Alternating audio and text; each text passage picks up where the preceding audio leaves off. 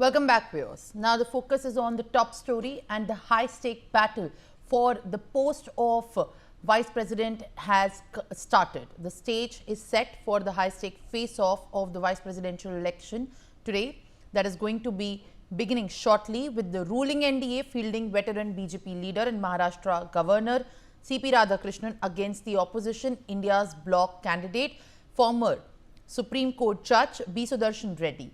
Polling will be held in the Parliament House between 10 a.m. to 5 p.m. with members of the Parliament casting their vote through a secret ballot.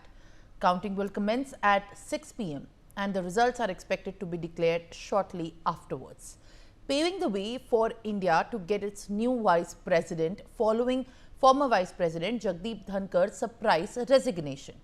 And for the voting process, the NDA has appointed Kiran Rijiju, Shrikant Shinde and Ram Mohan Raidu as its polling agents. On the opposition side, Nasir Hussain, Manikam Tagore and Shakti Singh Gohil will serve as the polling agent for the India Bloc. Meanwhile, sources have stated that Prime Minister Narendra Modi will be going to be the first one to cast his vote in the polls. And if we speak of numbers, the electoral college for the vice presidential election comprises of a total of 781 MPs, while the majority mark is 391. The NDA commands 427 MPs and has also has the support of the YSR Congress Party, which consists of 11 MPs, taking its tally to 438. On the other hand, the opposition India Bloc is backed by a total of 322 MPs that include Aam Aadmi Party, AIMIM, Azad Party, which have announced their support. All right, I'm being joined by a host of guests at this point of time to speak about the high-stake battle of the post for the vice presidential. In fact, that is going to be commenced shortly. Dr. Sunny Dhiman, who's a political analyst, is joining me. Along with that, Alok Mehta, editorial director of the India News, is also joining me, and Naveen Dubey, political analyst, while Rajalakshmi Joshi, political analyst, and Joyita Basu, editor of the Sunday Guardian, is joining me as well. Appreciate all of you for joining me this morning. And starting with Dr. Sunny Dhiman, right now we see that the battle has begun in full force as we decode the developments as well. CP Radhakrishnan has nominated the polling agents for the VP elections, while many parties have also voiced their support.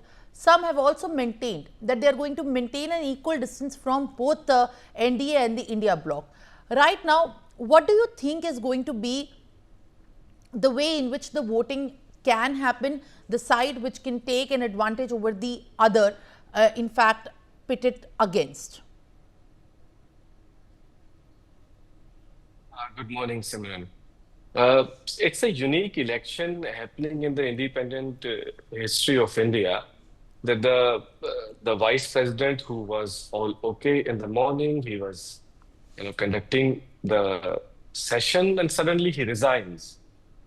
It seems that it was the politically orchestrated removal of the president, and I'll say it was a kind of a political kidnapping of a vice president.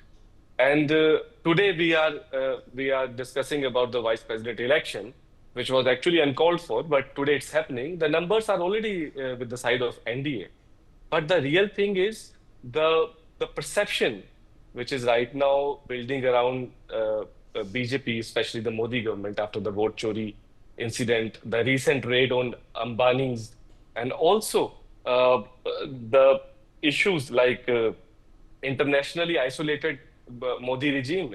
Earlier it was with the Trump, and today it's going with the going with China, and Narendra Modi is not going to UN for the speech. It talks a lot today, and this is the context in which this election is happening. But at the same time, 2-3 parties, the BRS and also BJD, they initially said that they're going to support the India candidate, but now they're saying we are not going to support, we are abstaining.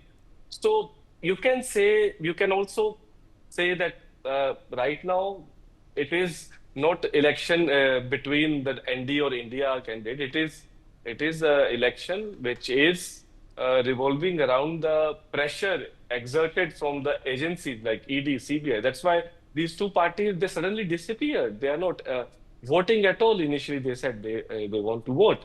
And also, uh, uh, I'll also say that in this context, we should also see that the Modi regime is currently kind of going similar path of the Aurangzeb regime because they are making too many enemies. They are making their friends enemies, and there is a conflict between RSS and BJP. And Narendra Modi is like